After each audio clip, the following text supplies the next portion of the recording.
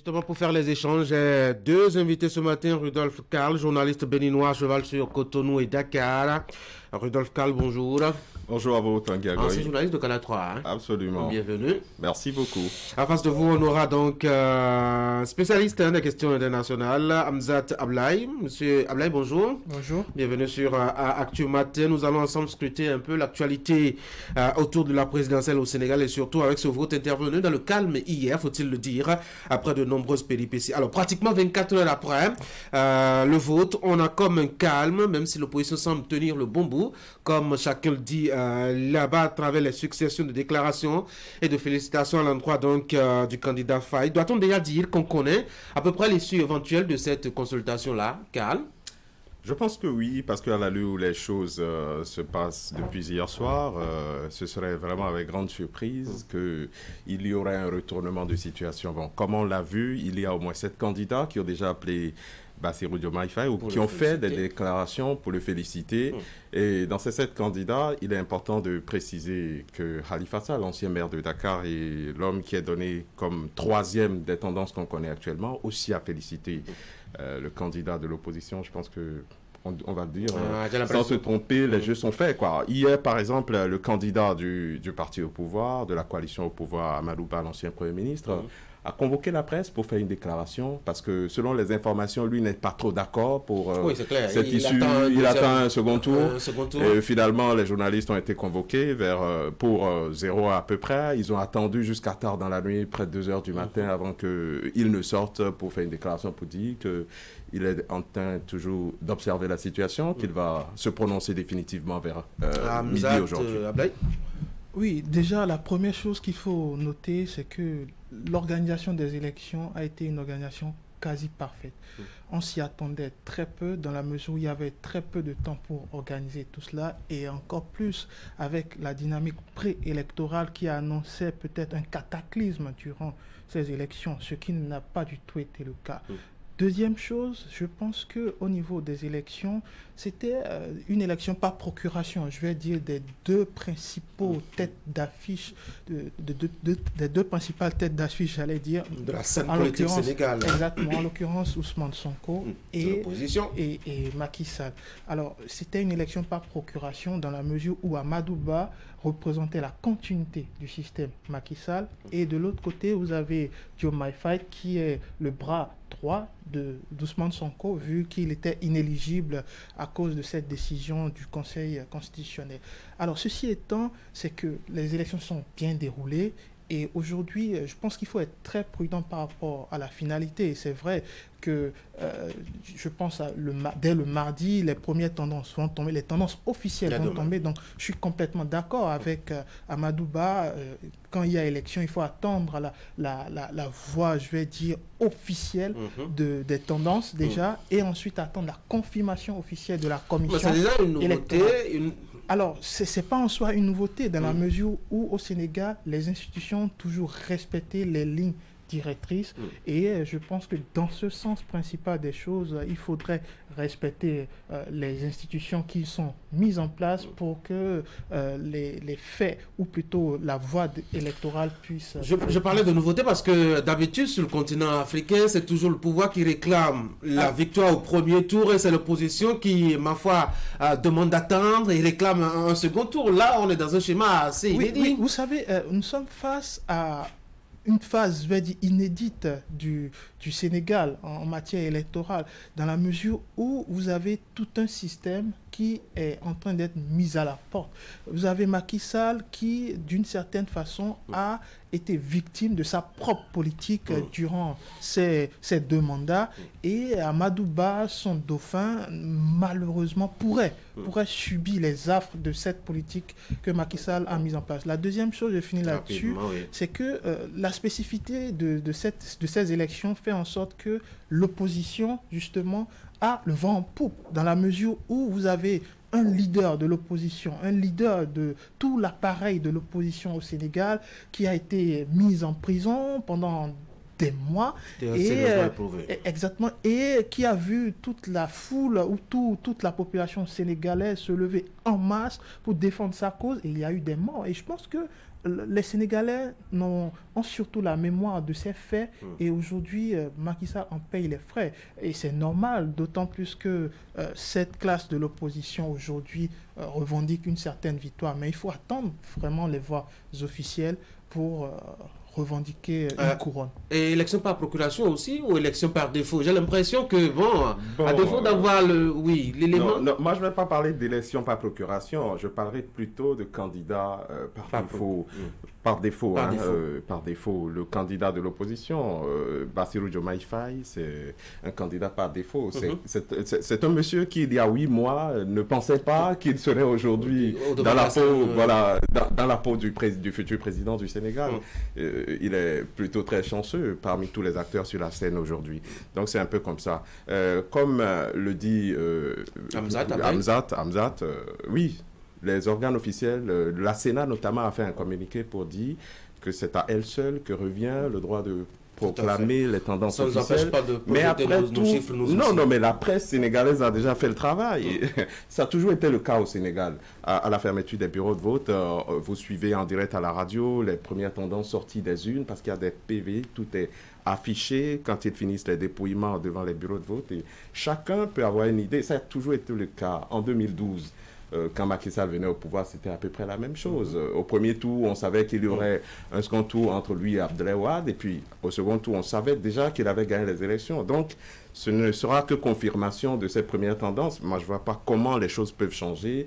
À la où les résultats tombent depuis hier, bon, tout est terminé. On attend la compilation que des organes... Alors, une chose est sûre, c'est qu'on va fermer la page Macky.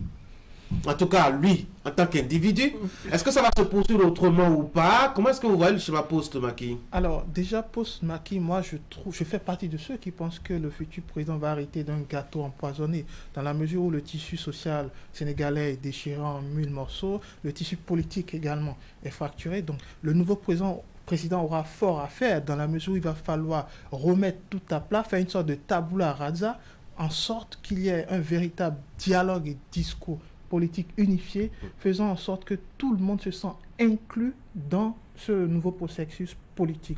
La deuxième chose, c'est que, vous savez, vous ne pouvez pas gouverner si vous n'avez pas une majorité à l'Assemblée.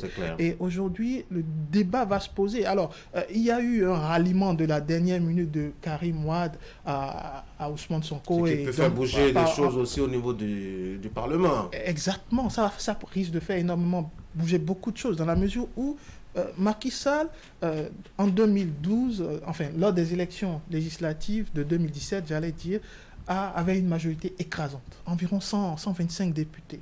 Ensuite, les dernières élections en 2022 ont vu une majorité relative, dans la mesure où il avait obtenu avec difficulté une majorité de 83 contre une majorité de... Une juste majorité, quoi. Une majorité de justesse. Un seul député, en réalité. Et ça va être la question clivante pour l'après, c'est-à-dire, si le nouveau président il est élu, il va falloir recomposer avec les forces politiques pour gouverner. Et pour gouverner, il faut une majorité. Compliqué ou pas compliqué? Compliqué dans la mesure où, dans le cas de figure où Diomaye Faye arrive à être élu, dans ce cas de figure précis, il pourrait avoir une dissolution de l'Assemblée s'il n'arrive pas à avoir la majorité, dans la mesure où... Mais je pense qu'on en est bien loin, dans la mesure où aujourd'hui Karim Wade a rallié, et Karim Wade, avec sa coalition au sein de l'Assemblée, Walou Sénégal, c'est environ 23 députés. Je pense que c'est pareil. Bon, moi, je pense que les choses ne seront pas aussi compliquées ou ne seraient pas aussi compliquées parce que les politiciens savent toujours se repositionner. Si vous voyez un président qui gagne les élections au premier tour, bon, vous n'allez pas vous mettre en travers de son chemin parce que c'est un plébiscite en quelque sorte. Pour quelqu'un qui n'a pas une carrière politique, que le peuple a décidé d'accompagner de cette façon, rapidement, ils vont se repositionner. En Afrique, quand un parti perd le pouvoir, il se délite. Complètement, et les députés qui ne vont pas, parce que quelqu'un qui vient au pouvoir avec cette majorité, il a le vent en poupe, et puis rapidement il peut vous créer des problèmes. On sait, la politique c'est reste ce qu'elle est. Maintenant, comme il le disait, Wallou-Sénégal à l'Assemblée nationale, avec les députés du PDS. On a aussi les députés de Yewi Askanoui qui sont de la coalition d'Ousmane Sonko. Il ne faut pas oublier aussi les députés de Khalifa Sall. Parce que ce sont ces trois-là qui ont constitué de l'alliance qui a failli arracher la majorité à la coalition au pouvoir à l'Assemblée nationale. Donc, actuellement, ils sont en difficulté. Quand ils sont arrivés à l'Assemblée nationale, ils ont eu des problèmes pour s'entendre, chacun allait de son côté. On a vu le dernier épisode avec les députés de Karim Wade qui se sont alliés au pouvoir pour tenter de chambouler le jeu électoral. Ça n'a pas marché.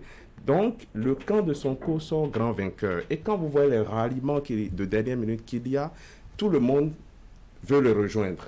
Tout le monde ou presque veut le rejoindre. Et les heures qui vont suivre vont faire que rapidement les choses vont se clarifier parce qu'il ne faut pas l'oublier. Amadou Ba est le candidat de la coalition au pouvoir, mais il ne fait pas l'unanimité. Il a fallu que le président prenne son bâton de pèlerin pour concilier les positions et appeler les gens à le suivre. Les gens sont allés derrière lui malgré eux. Donc, seule la victoire est belle. Maintenant qu'un échec se dessine, les dissensions vont commencer à, je sais pas, on va commencer à constater rapidement les dissensions. Du coup, ça va alléger un peu la tâche. Ça va alléger un peu la tâche.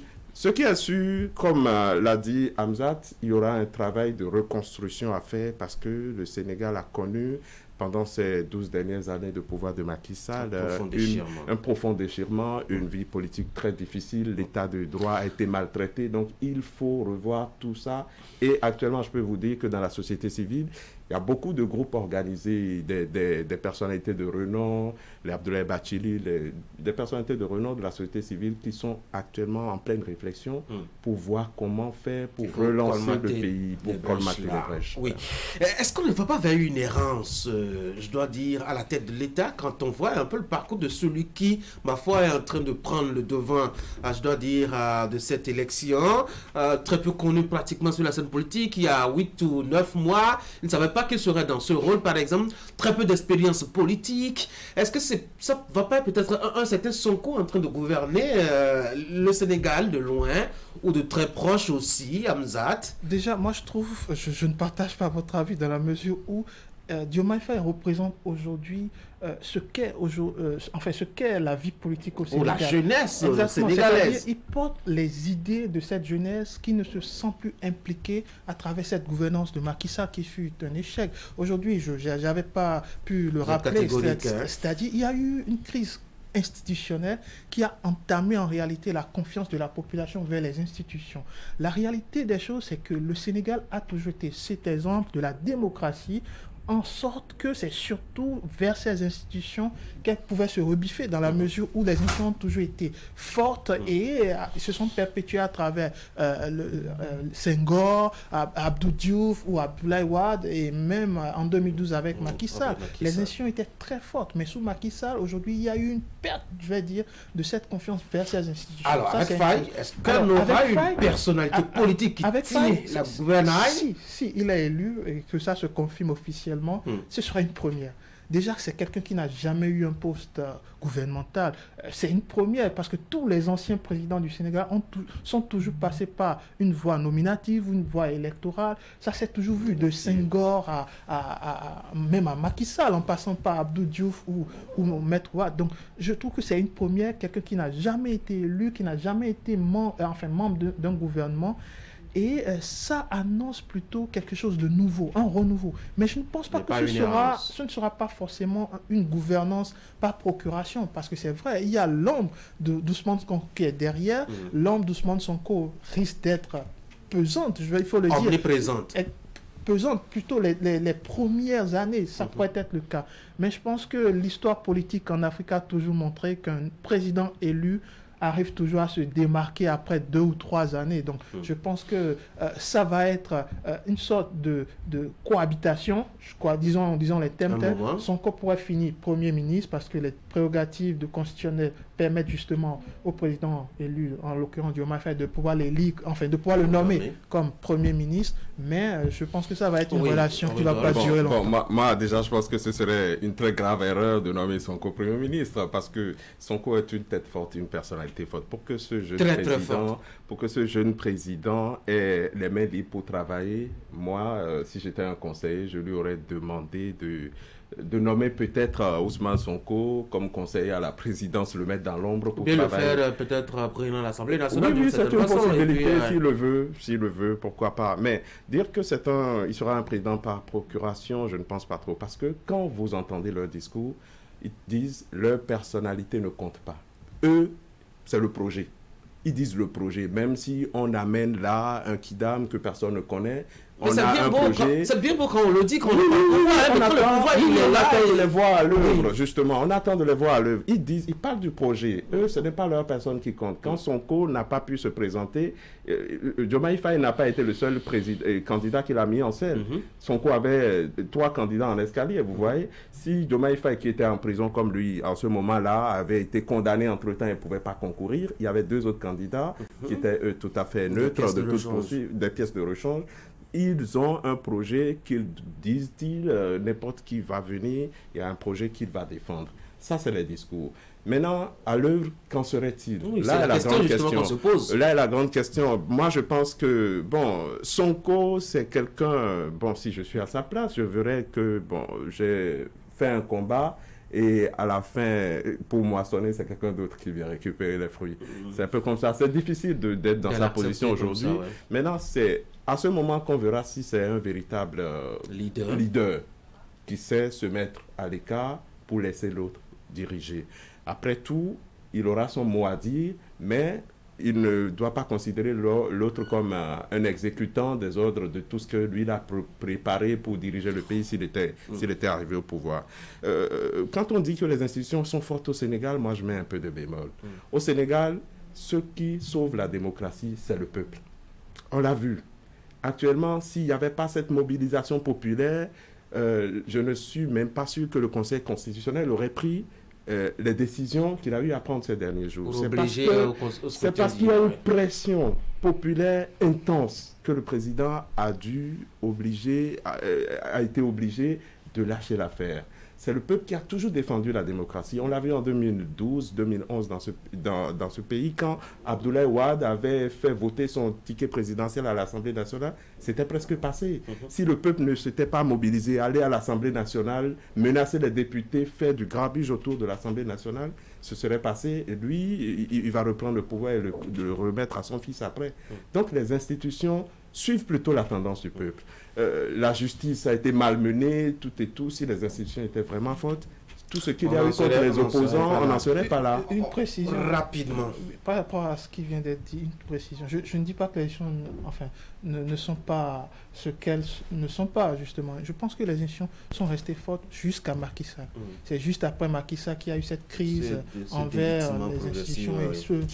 Alors, on va parler justement par rapport à la politique intérieure du Sénégal. Voyons maintenant à quoi ça peut ressembler, à la fois dans la sous-région et au-delà. On connaît un peu le Sénégal comme étant en tout cas l'un, je dois dire, des ponts qui favorisent la continuité de la collaboration telle qu'elle est établie depuis des lustres entre la France et ses anciennes colonies.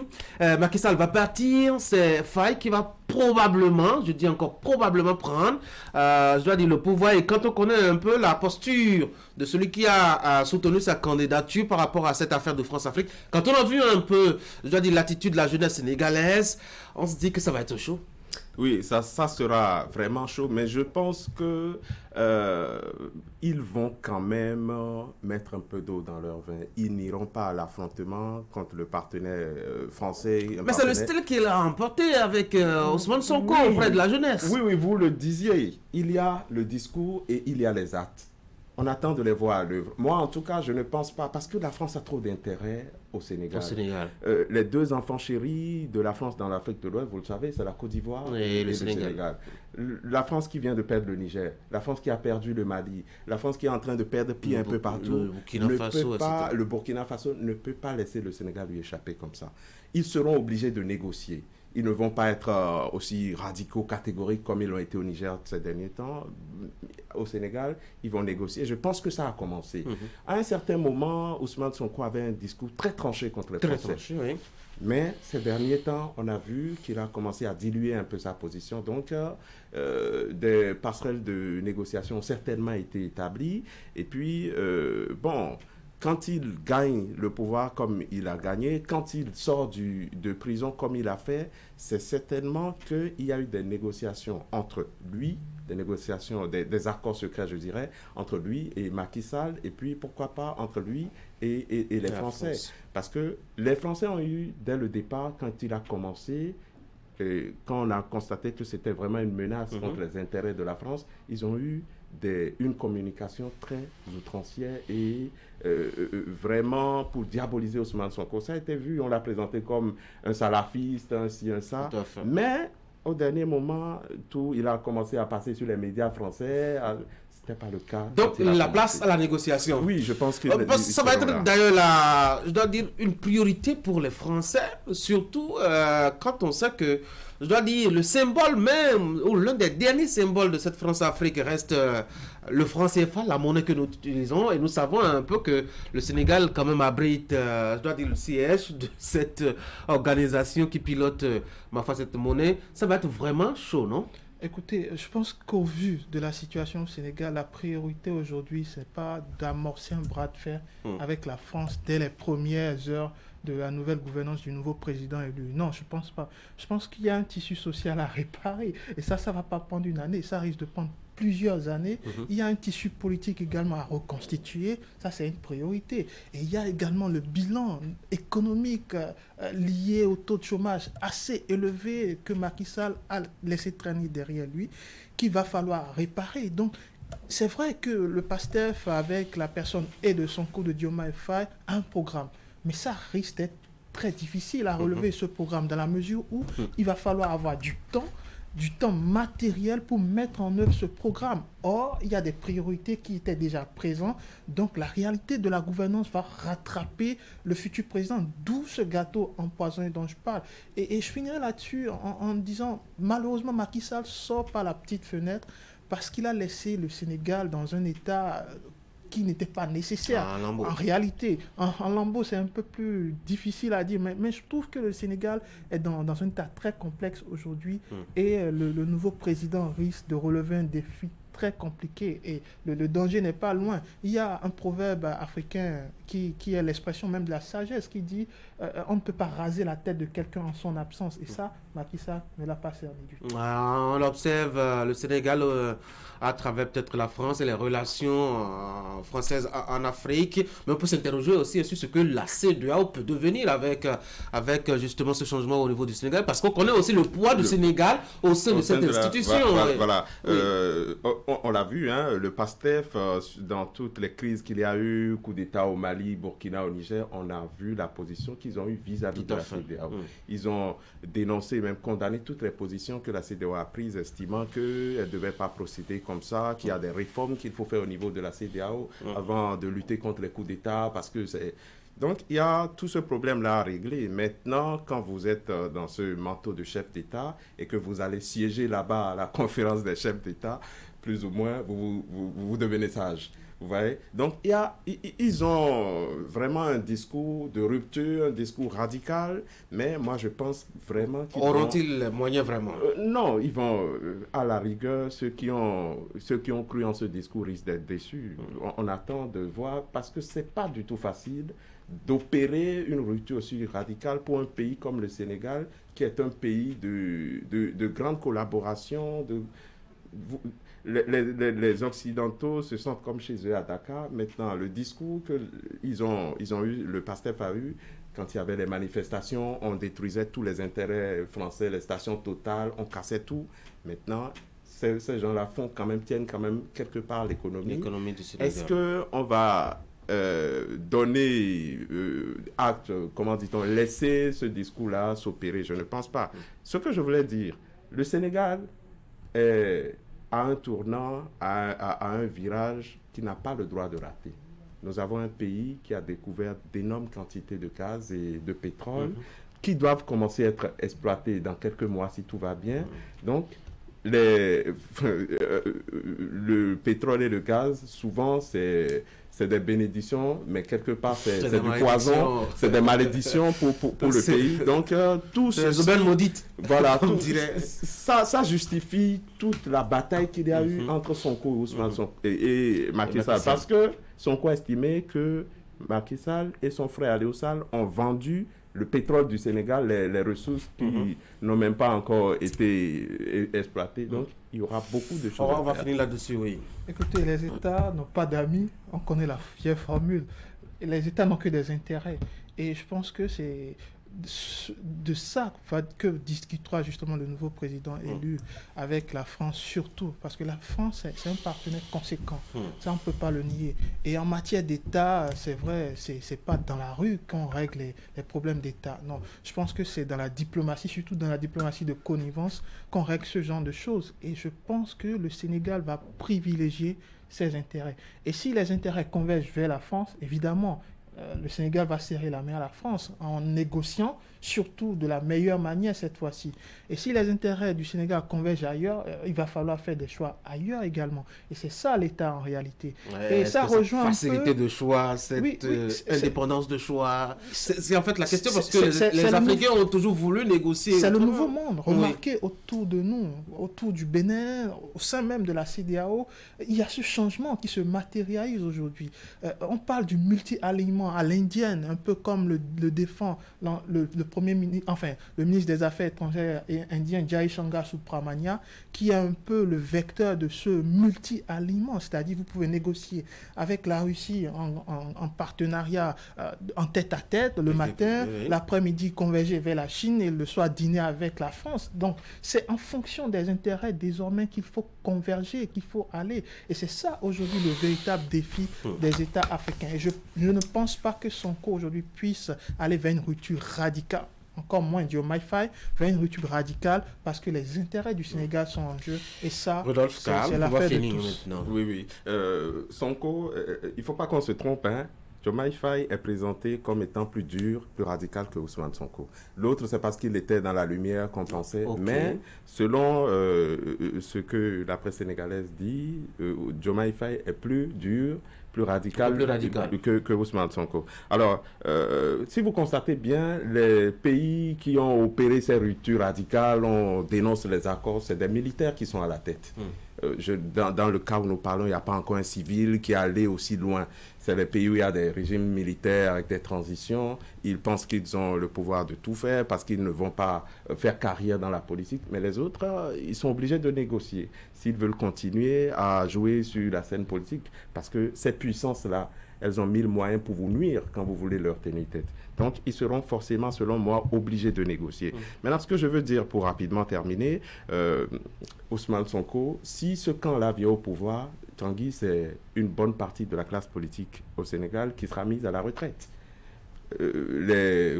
Ceux qui sont de l'ère des indépendances, avec Macky, ses soixantenaires, ils seront tous mis à la retraite parce que c'est une jeune génération. Il faut un renouvellement de toutes les façons. Oui, c'est clair. Si j'arrive au pouvoir maintenant, c'est un renouvellement. Les Ignace et autres là, tout. Rudolf Karl, journaliste béninois, merci beaucoup d'être venu sur mon plateau. Je vous en prie. En face de vous, Hamzat Tablaï, spécialiste des questions internationales. Merci beaucoup d'être venu. Bonne journée à vous deux. Mesdames et messieurs, on va marquer la pause maintenant.